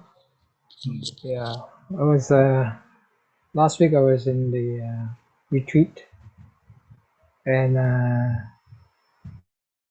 had a good retreat. The regular practice I find is very useful. So now the sitting has been easier. So just like to have a simple report. You should try to maintain the practice as if you're still in the retreat. Oh, then yes. you can maintain the success that you have achieved. Mm. If you don't maintain, eventually in a few days' time be gone, and you're back to where you started again before the Yeah. retreat. Yes, because in the beginning, a couple of days, I struggled with pain. Yeah. Yeah, after the third day, the retreat went well. So I was really glad that I went back to school. Yeah. So I will take Ajaan's advice and try to maintain the regular sitting. Yes, maintain them as much as possible, because the practice is what you will make you keep what you have achieved. If you stop practicing, then eventually you'll lose what you have achieved again. Okay, thank you, Tanajan. That's all. Thank you. Okay, we'll go to Saul or Santi. Where are you from? Are you the one who sent in the email today? Saul, please unmute you. Okay, go ahead. Tanajan. Yes, can hear you. Tanajan, I would like to thank you for sharing your experience and knowledge with us. I also would like to ask you for your blessing, because we will start to translating your book My Way into the Portuguese. Yes, you mentioned you want the hard copy, right? I think one of our participants here can send you a hard copy if you send her the address. Yes, She's I sent check. today. She's check. You can actually chat with her on the chat in this room and give her the information, your address, your postal address, and then she will send you the book. Thank you very much, Tanajan. Please accept my humble obeisance. Where are you from? Portugal or Brazil? Brazil. Brazil, yeah, okay. You said you know me before, but I can't remember. Have you ever met me here in this room? Yes, 3 years ago. I see, okay. All right. Thank you, Okay. Tanajan. You're welcome. Today we lose another Brazil friend, Sao Paulo. I don't know what happened to him today. Alfredo. I heard they had some flood or something in Sao Paulo, isn't it? Yeah. Yeah. Okay. Thank you, Tanajan. Okay, you're welcome. Next, Belinda from Singapore. Hello, Tanajan, I'm back. Back from your retreat. And I continue an online retreat with Ajaan Anand. Okay, you feel better? I feel better. Like you said, not much. I suppressed some of the. It wasn't a deep meditation, but it's very good to. Was good. Because Ajahn Subedo has very good disciple. He has trained many good disciples. So the retreat was very. It helps me to reset. At least back to some basic. Anapanasati. Did you do this online at your home, or you go to the monastery to do it? Oh, I was at the monastery. I see. For In 7 Singapore. days. In Singapore. That's right. Which one? What's the name of this monastery? That's the largest monastery in Singapore. It's called Kong Meng San. It's a Mahayana tradition center, a monastery. So the setting a little different when it comes to meals and all. So there are just some adjustment to that. Okay. And because it's different tradition, so there was some adjustment on my side to adapt to like the Mahayana setting. When it comes to meal, it's like we sit quite closely. It's not so much like individual. So there are interactions. Ajahn, I have a question about, I observed that my own mind, I'm an overthinker. I think a lot. Sometimes, so in a retreat setting, I don't talk. I find I have desire not to talk because the mind has always been busy enough. But once the retreat ended, and I still do not have desire to like having a lot of talking, But once I start talking, I find myself can't stop. I like a bit extreme. So there's like this polarity that is pulling, like. So I don't know, Ajahn, is there any way where I could? Well, you can moderate your thinking by using the mantra or chanting. Just keep chanting or reciting a mantra. This will slow down or stop or diminish your thinking. Tanjun, just now, Amy, I think this retreat earlier, the participants say that we multitask. And during my retreat with Ajahn now, Ajahn Anand having a 7 days retreat too online. So I was in the online retreat earlier, and I realized that the mind is still overthinking. I try to use Itipiso to anchor, yet at the same time, I could also put attention into my body. So it's kind of like multitasking. Like Yes, you have to do one thing only. If you want to chant, just stick with the chanting. Don't go to other things. Or else you'll be running around from here to there, from there to back here again. The reason why I put I find that even chanting, then the mind still runs. So when I chant Itipiso, do I put the intention into the meaning of the chanting or something like that so that I can deepen it Doesn't matter. Doesn't matter. You have to accept that when you start, your mind will keep thinking. It doesn't stop right as soon as you start chanting. It's like applying the brake on your automobile.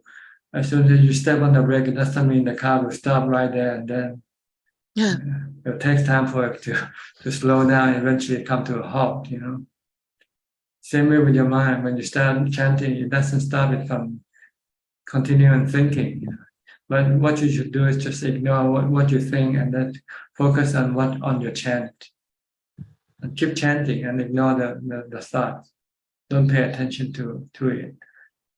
If you keep on chanting, eventually the thought will slowly disappear.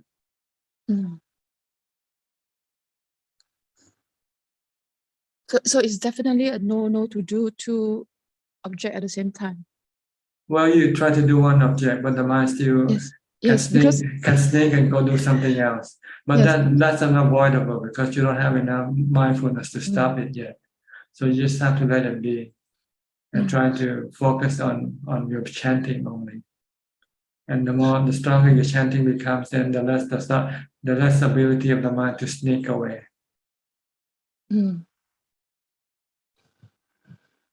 But Tanja, I also find that it's helpful, like the moment my mind sneak away, I just have to raise awareness, knowing that the mind sneak away. It's not helpful. It's not helpful. It's just it means you've been distracted to other things already. You forgot your chanting entirely. I find myself having trouble like anchor to chanting. That's right, because your mindfulness is not strong enough yet. That's why you forget as soon as you chant for a few words, and then the mind go somewhere else, and you go along with it. And before, maybe half an hour later, you realize you haven't chanted at all. Yeah, it just runs, and then it goes everywhere. It just means you don't have enough mindfulness to force the mind to stay with your chanting. But that's the way it is. You just have to try to stick to your chanting as much as possible. So when it goes away, I just do not have to feel dejected. I just know. No, just accept that this is part of the game. When you start, you're on the losing side because you haven't yet enough strength to fight your opponent. But as you continue on with your practice, your mindfulness will become stronger and stronger. And eventually you find that you don't think anything at all. Another like even if I anchor on chanting, the liner can change. Is it okay still, Ajahn? Like for example, I chant Buddha Buddha, then my liner can change to may I be well. Like suddenly I said to Metta, like it is still a repetitive of a word, but it would change a different liner. I'm not sure if it's Well, when you first started and your mind is still quite busy, then you can change it. But eventually, if you want it to become fully focused, then you should stick to one word, like Bhutto, Bhutto, Bhutto. I find it helpful when I do walking meditation. I use Buddha, Buddha. I tend to stick with Buddha, Buddha Okay, do that. when I move. Okay, do that. But when I'm doing Sitting, say if you were doing cooking or preparing something, can we do chanting also? Buddha, Buddha, Buddha. yes. If your mind keeps going away, you can use chanting to pull it back to the cooking, to what you do. Or if I put attention to the movement and all.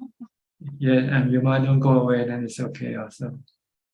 Okay, so can it vary from different days? Try it. Mm. This is experience you have to learn from yourself. Trial and error. Daniel, you after your good luck blessing. My campmate is I got a very good campmate. So there were very less noise. It was very noisy, the whole dormitory. Like a different group of people. So I like I have a good campmate who is quiet enough. So I was the whole retreat I kind of suppressed thing, afraid that not going too deep. Because of the setting it will not be suitable to get too deep or Yeah, you need to be alone to really take it into deep meditation. So for now, like you just have to be patient, right? I heard you say Be like patient and try to develop as much mindfulness or concentration as possible. And bring the mind to the present as much as possible. It's the same thing as stop thinking. When you don't think, then your mind is back in the present. When you think, then the mind goes into the past or to the future, or go away from where you are. Okay, I have other people waiting, so I have to. Thank you, Ajaan. Thank you. All right, you're welcome. Next, Christine Koe from Penang. Good evening, Ajaan. How are you? Well, you see me for almost 2 hours now. You should know. Ajaan, I'm so blessed that I feel I can meet you in person. And actually, when I see you in a computer in front of the camera, it's totally different. What's the difference? It's the same person. It's just only No, smaller. Only the image is smaller. That's all. no. The energy is totally different. I don't know how to explain. It's like it's a handphone totally charged, then connected.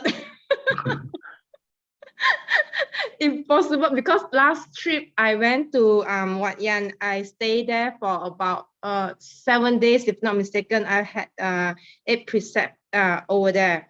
So this round we don't have this opportunity. Then we do temple hopping, and thank you so much for your time. Really happy to meet you.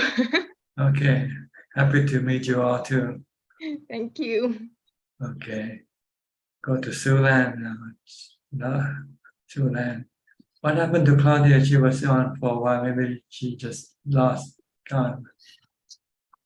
Yeah. How are you, Sulan? Hello, Ajaan.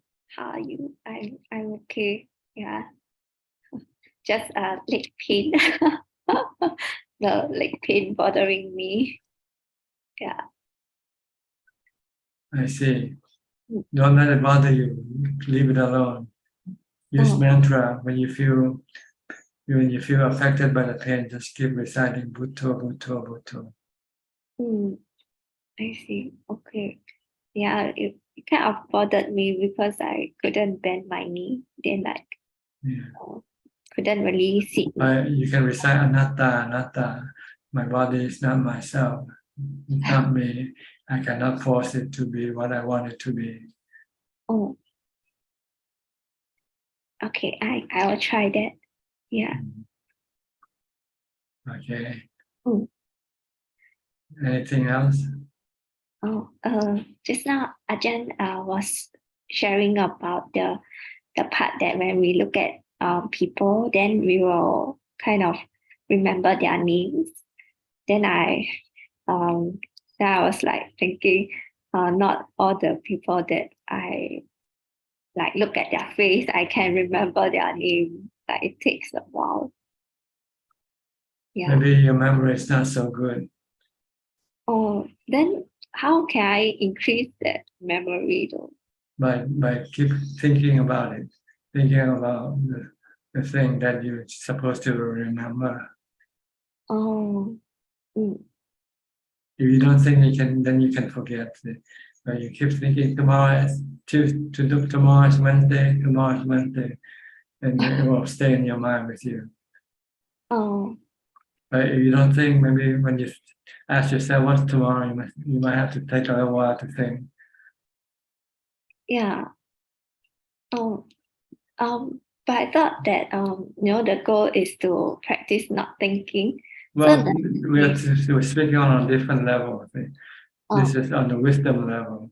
on the Wisdom, you have to think. But when meditation, you have to stop thinking. So sometimes people get confused and they keep practicing wrongly. When it's time for them to stop thinking, they keep thinking. When it's the time for them to think, they don't think. They will think about some other thing else. Yeah. It feels like there's a lot of things to remember in our lay life. A lot of people. And a lot of In practice, you will only have to remember three things: anicca, dukkha, anatta. That's all. Everything is anicca, anicca, dukkha, anatta.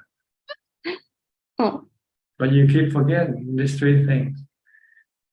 Yeah, like even these three things, I keep forgetting also. Yeah. Okay, I have another person waiting and some other question from Facebook, so I have to go quickly. Okay. Okay, Alexa, Aroka, you have a couple minutes to speak. Hello, teacher. You hear me good? Yes, see you good also. Nice to meet you, teacher. Nice You to are meet in the you. open today. Huh? Nice weather. Yes, no, not nice weather. It's cold, but much more nature. Huh? Nature is Yes, there's a tree behind you. the best place to be. And then you have the right conditions in nature. Yes, Buddha became enlightened in nature outside the houses. The house is good, like the monastery is good, but then you go to Dutong to everything is arranged in nature, so you don't stress. Yeah, and then you can work like you just told. You can work on keeping your mind still easier, and then yeah, then everything happens. Nature. Yes, I mean, nature is a good place to meditate, to practice meditation. yeah. How to stop thinking? Ajaan Supa told me you come here to learn to keep the Buddha while you walking. And I said, yes, I have it, but then I talk. He said, yeah, don't talk. But then I was against the grain because there is a lot of people and not many know this. So, but I keep that. I keep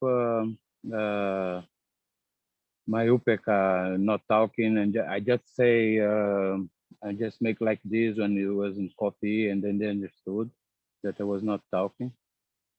And then it would do very, the thing is, the movement become very slowly because then you are observing, you are with your attention and what you are doing. If you walk, I put attention in my hips most of the times. And if I'm taking a cup of coffee, then I am looking all movement. So I'm focused in the. I put the attention. I notice that it's just a flow. Attention can go everywhere. So now I have the time to couple it, to put it wherever I want, because I find, let's say, I would use this word, new brains. I have new brains here. And the reason why do I have a new brain is because I see the old brain. I see my how to say it briefly. I see the conditionment from my brains. You know, it's all the thoughts. It's like a circle. You know, so just like when you have a music in your head, you repeat it all the time during the day. Then you see it's a circle, and then the thoughts are the same. So I started to follow my thoughts where it is, or through the eyes. Or the eyes move, or through the body tells you I want to go to the toilet or something. Then I know where my attention is, and then to listen is then you are in the ground zero. Then you are it's like a flow. If we get stuck, you know or read, or you recognize some formation, and then you say I know or read, so you stop the flow. So yes, to know yes. that. Okay, I think I have to cut you down. Here Sorry, now I have some other people waiting. I tried to get in much earlier, but it Yes. was very difficult. I'm more than half hour trying. I still learning how to deal with this equipment. Thank you Okay. for your attention. Thank you. All right, you're welcome. Thank you. Go to Joko. Joko from Indonesia. Thank you, Ajaan. Yes, Ajaan, I have a question. So last 2 months, I joined an ordination program to be a samanera for temporary times, and now I have become lay people again. So my first information about joining Pabaca is that for Thai people, it's the way to show gratitude to our parents. But for us Indonesians, I think we are not common to these things, because even to become a monk is not very easy for us in Indonesian. Most of the Buddhists in Indonesia are Chinese, and we have to continue our surname, and probably some parents are not easily allowed their kids or children to be a monk. And my question is, can you explain to us, probably Ajahn, how could join the Pabaja become the way to show gratitude for children to their parents? So see, if you become a novice or a monk, then you have a chance to become enlightened. Once you become enlightened, then you can teach your parents to become enlightened also. Like the Buddha, when he became enlightened, then he went back and visited his family, and then he taught them the Dhamma. And a lot of them became enlightened also. He taught his mother who died, who passed away and exists in heaven. He went to see her in heaven and taught her the Dhamma until she became enlightened. He taught his father on his sick bed before he died, 7 days. He also became enlightened. This is a way of showing gratitude, paying back their kindness by helping them become enlightened. If you don't ordain, then you won't become enlightened yourself. So you won't be able to make your parents enlightened either. I see. So that's what it means when in Thai tradition for male at the age of 20 to become a monk. But they don't only do it as a ritual, because after 3 months they disrobe. Yes. And they haven't yet become enlightened, so they couldn't help their parents when they need to. Okay, Ajahn. So it means as a lay people, if we become enlightened too, we are becoming a monk. It's also a way to show gratitude to our parents. Well, it's not easy to be a layman and become enlightened. It's almost impossible. I see, Ajahn. Because you don't have the conditions. Except if you are somebody extraordinary, then yes, maybe you can become enlightened as a layman. But for most laymen, they cannot become enlightened. I see, Ajahn. Okay. And then actually I realized something, Ajahn, after the ordination program ended, and then I actually practiced meditation longer than before, and then I practiced the anapanasati, reciting Buddha Buddha in my mind, and then I just realized that something I have learned before, but I experienced it myself. So in Abhidhamma, we know that the object that we caused by our eye, our ears, and the other is actually different from our perception. I just realized this when I go to the temple, when one of the followers served tom yum to the Thai monks, and then I just realized that how could the monks taste the tom yum very nice or delicious, while I actually do not quite like the Thai foods. So I think the external things, the external objects is actually separated from the perception that we have. So because our brain is trained to perceive this thing as nice or delicious. So if we have trained ourselves to be mindful, then any external object would not actually matter. So if we are mindful, actually what makes us happy or suffering is only our mind. I just realized this, Ajahn. That's So, right. That's right. So yes, when you're happy inside, then you don't need the thing outside to make you happy. yes. So you can leave them alone. So even from a single thing like of tom yum, I just think, oh, how could we very affected by external factor, like when we taste this food, actually it's the same food, but when it is tasted by different people, it will give different perception. So some even some event can be considered as happiness to someone, but the other thing may have considered it as a bad thing. So That's right. it's actually the play of the mind.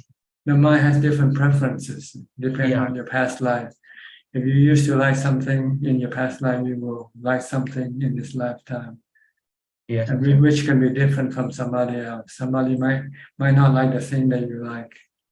Yes. Okay, I have to stop now with you. I have to go to the last person. Okay. Claudia Schweiner from Germany. You've been here for a long time, but you've been keeping running all over the screen. What happened to you? Hello.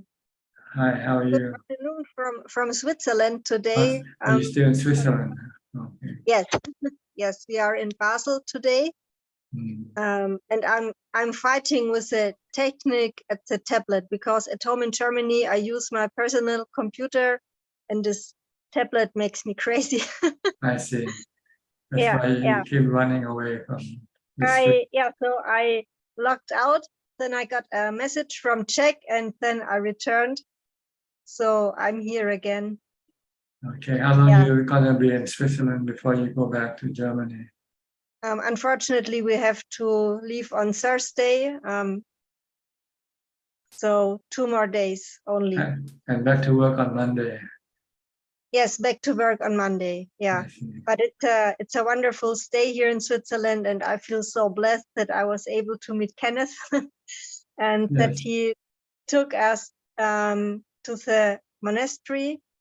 It was such a beautiful place, and I enjoyed it so much. I felt like it was like heaven on earth. It was beautiful. Yes. The picture looks real beautiful. Yeah, yeah. And I also wanted to tell you that your advice from 2 weeks ago helps very much. So I was asking you how I can get more equanimity when I have to deal with all the injustice at school, and that is stressing me. And so you gave me the advice to watch my body and not to want to have bananas as oranges. Yes. And it still is very helpful. So of course I still have to train my mindfulness a lot.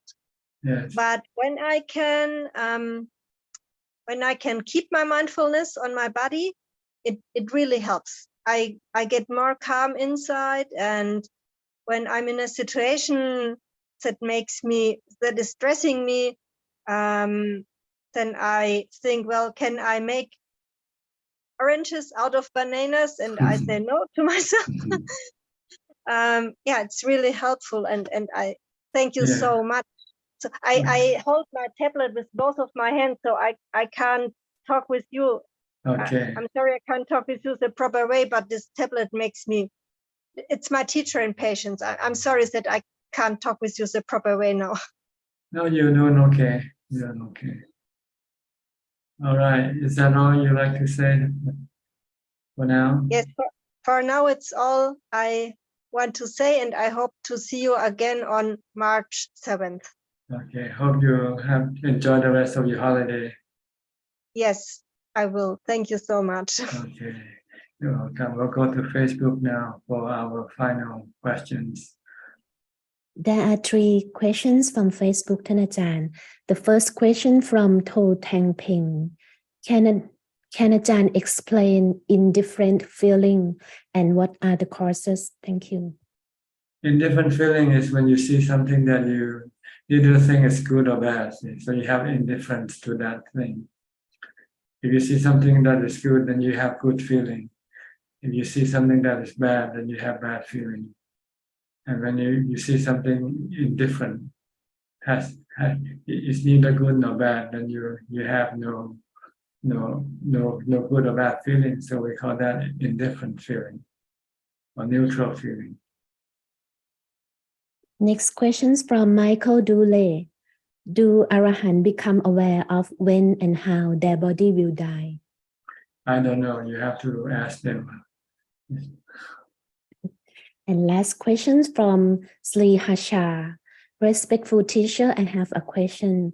I observe that my mind at times get cravings, and this subtle craving get larger and larger, like it consumes my mind and body to fulfill that craving. All along this time, the efficiency of my mind and work gets slowed down a lot, and I left unfinished with my tasks. This causes a lot of lack in my life. How can I overcome such craving so that it doesn't affect my normal work life? Thank you. You have to develop mindfulness. Whenever you start to have craving, you should stop it by, if you have mindfulness, you can stop it by reciting mantra, bhutto, bhutto, bhutto, until your craving come to stop.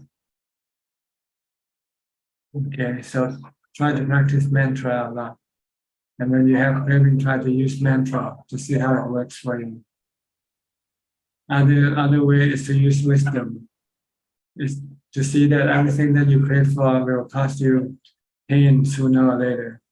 Because everything that you crave for is impermanent. They are temporary. When they are with you, they can make you feel good. But when they change or when they disappear, then they can make you feel bad.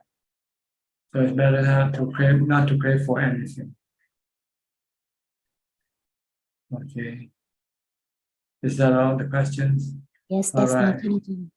I think we all run out of time for tonight, so we will have a chance for another round of questions.